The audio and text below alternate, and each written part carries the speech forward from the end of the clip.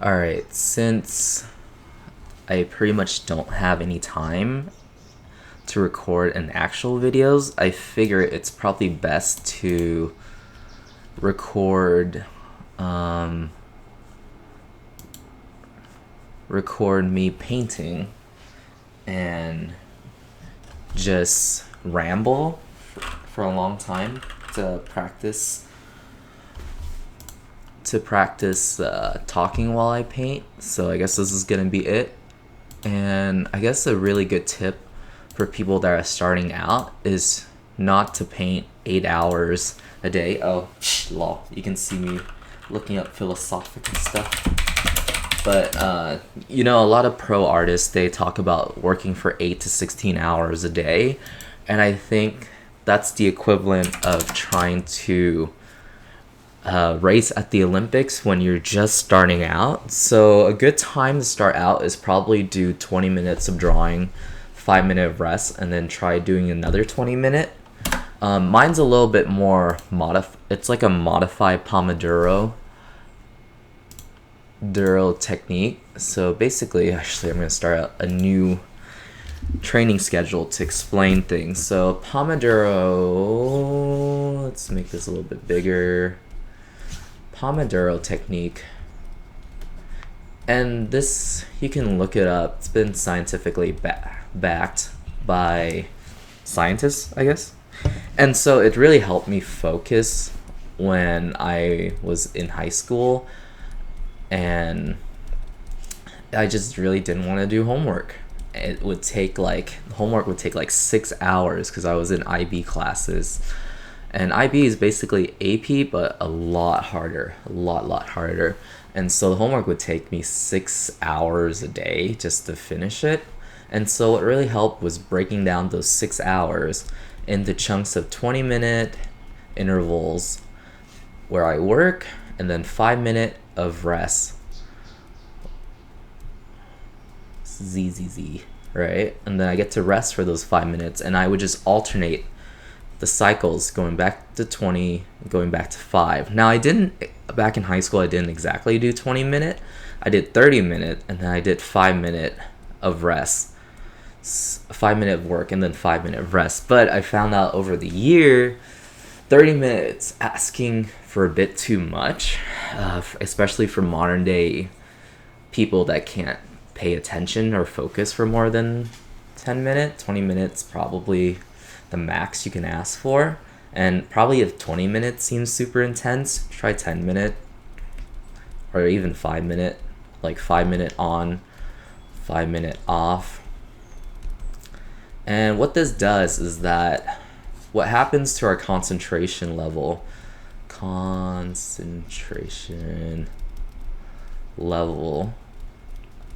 and time, what happens is that we start off with a high concentration level, but it directly goes down as time increases. So as time increases, your concentration level is going to go down. However, what some smart scientists found out is that if you work, let's see, it's not a good line. If you work, let's say time, and concentration level is going to be labeled as CQ. They found out that yes, over time your concentration level is going to take a dip. However, if you recover, if you add a little recovery phase, like a rest period in here, your concentration level can spike up again. And then of course over time it will go down. But then because of the rest period, let's make the rest period a different color. That way it looks a lot better.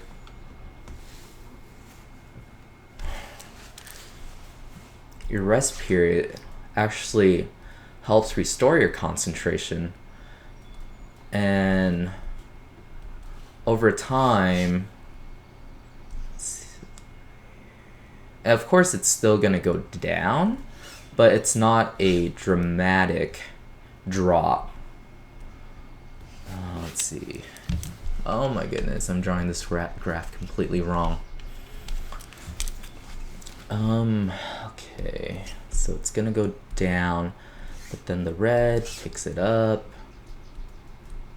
and then the blue makes it go down, then the red makes it go up, and then the blue makes it go down, red makes it go up. So what's genius about this Pomodoro technique? Pomodoro technique is that it allows you to keep a higher, the way that your concentration level dips is actually way lower of a dip. So some people could say this is a logarithmic, I can't spell right now, but logarithmic style of concentration level decreasing. So instead of going directly down here, you can observe more of a logarithmic growth or decrease.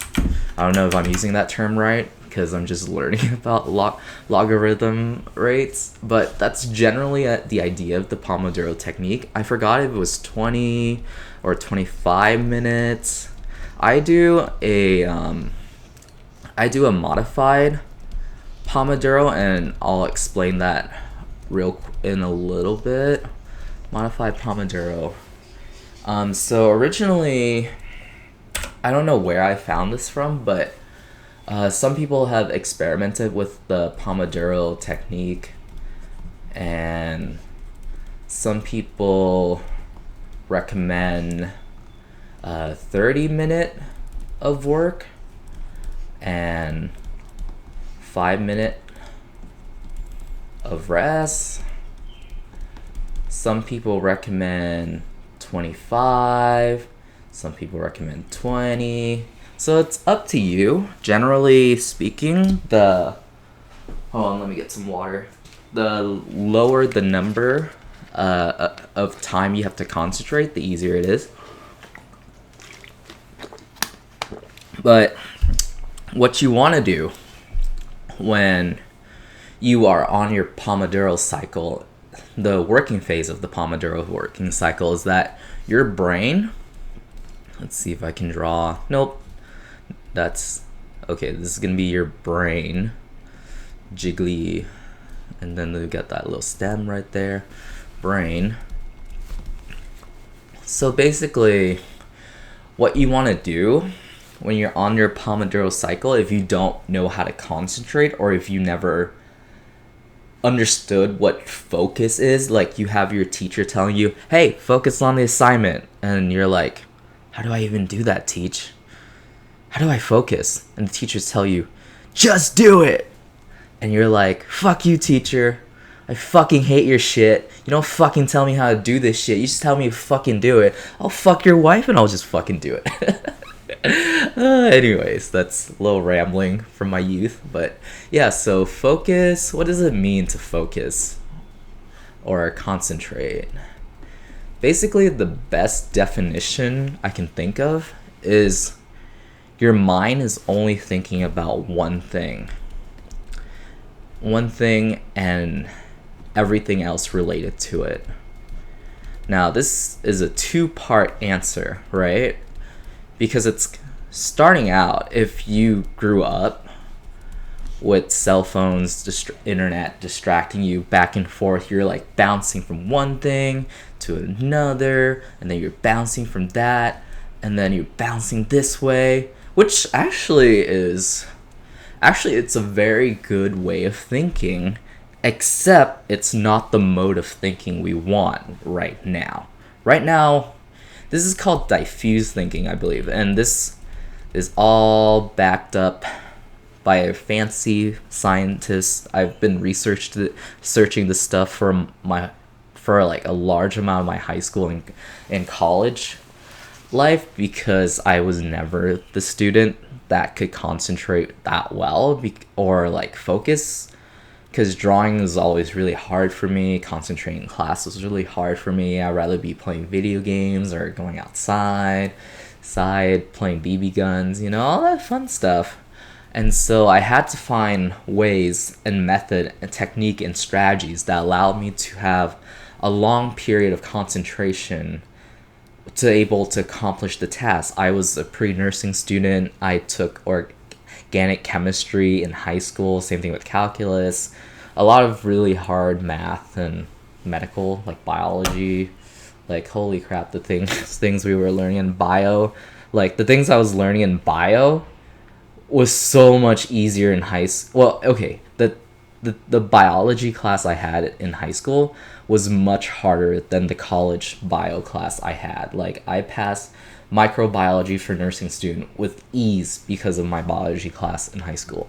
And so, getting back to the point, if our brain is easily distracted by shiny new things, that was pretty much me. How do we make it sit down and focus on a task? Well, this is kind of like a Zen or meditation exercise you gotta do, that basically you just think about that one thing that you're studying right now. What's the one thing? Like you could be learning values, right? So in my head, I have to think, well, okay, what is a value? Well, a value is basically a collection of lights and dark, and depending on how intense the lights and dark are, it creates a value. Like this would be a 1, this would be a 2. Oh wow, I'm going right to left, manga style on you guys. And then this would be a 0. Okay, so let's just say I'm learning value, and this is as much as I comprehend right now. So what's going on inside my head? I'm repeating myself. Okay, values are just swatches of lights and dark, and how much light and how much dark, or how much gray or how much black or how much white is in a color. That's constantly going on in my head, and I don't think about, let's see, I don't think about, oh, what am I having for dinner today? Oh, when's the new Pokemon game is coming out? I want to play. Oh, I want to just watch some anime. No. Let's see. Let's see if we can get a good color. Then do not. Okay, we're gonna think of it a little bit more binary right now because I'm studying computer science as well. So we want to think what we're doing and what we're not doing, and we want to, whatever is on the do not pile, we just want to discard and get rid of in our head. We can't let that plague your head. Like you can't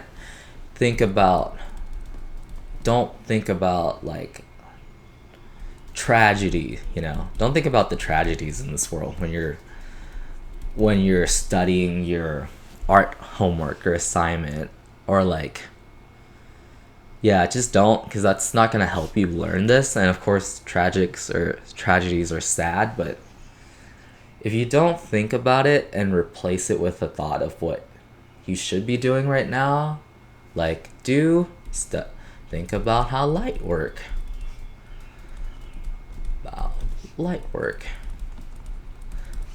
Because it's what if you think about stuff that are unrelated. Let's say you're at this point of knowledge, and everything in this circle, this is how much you know, and everything in this circle is like all the knowledge about all the things and knowledge, experience, and wisdom has to do with values, right? You want to stay within this circle. You don't want to think about, right now we're not thinking about a bigger picture of what happens when we have values and texture, and how that changes the values shift, and how if there's a perspective or a plane change, there is a color change. or like how three-dimensional you could make one thing because the light is fading off, and how that works with anatomy, or I guess that wasn't a very good example because that's still within the boundary of values. But I guess it's kind of like when you're studying math and you're like, when am I ever gonna have to use this? And it turns out some other professions you need that type of math. But the math you're currently studying, you're like, what? Where am I ever going to use calculus in real life? Well, I think engineers and chemists have to use a lot higher level math than, let's say, let's like a cashier, I guess. But if you can still study and do the calculus problem, then this is hard. Let me see. So let's say this is what you know. This is everything to know about value. And this is when you start attributing values to different aspects of art, like anatomy, perspective, texture, and I guess, it's thinking about it in scopes, right? In scopes.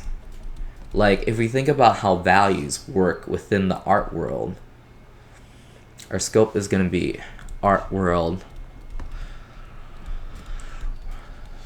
We want to keep it in the art world. We don't want to think about values in terms of like, oh my god, is this a viable career? That's something that comes up a lot in the art world, is that, am I learning something that's gonna make me money down the line and support my living and support my way of life? That's a very common concern, and sometimes it pops up when I'm drawing and I'm just like, nope, now's not the time. Not the time. These two should be switched. Okay. Let's put this here. And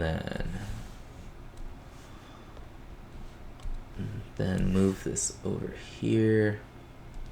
Yeah, I guess you want to think about how the values relate to the artistic technique and discipline that you are pursuing right now. You don't want to think, oh, is value gonna help me get a job, or like, is art inherently selfish because I could be volunteering to help out the poor puppies in Siberia? You don't want to think about that stupid stuff. That's for later. Right now, you have to, if you're trying to focus and learn the task itself, just keep your mind on the task itself, and just, if you have to repeat to yourself what you're learning over and over and over again, just do that. Repetition is gonna help you internalize what you're studying. It's gonna help you. It's just gonna help you.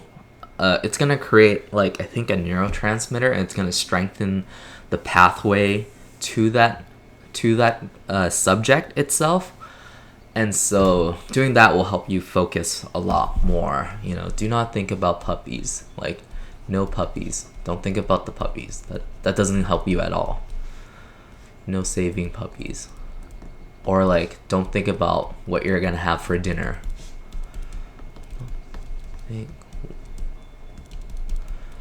For example, I'm taking a CS50 Intro into Computer Science class online right now, and the Harvard professor said that if you want to write a code that searches up for a phone a name in the phone book, you could write a code where it just flips it page by page, or you can write a code where it just rips out half the name that's not what you're looking for, and then you have a code that rips out another half of that all the way until you get to that name itself.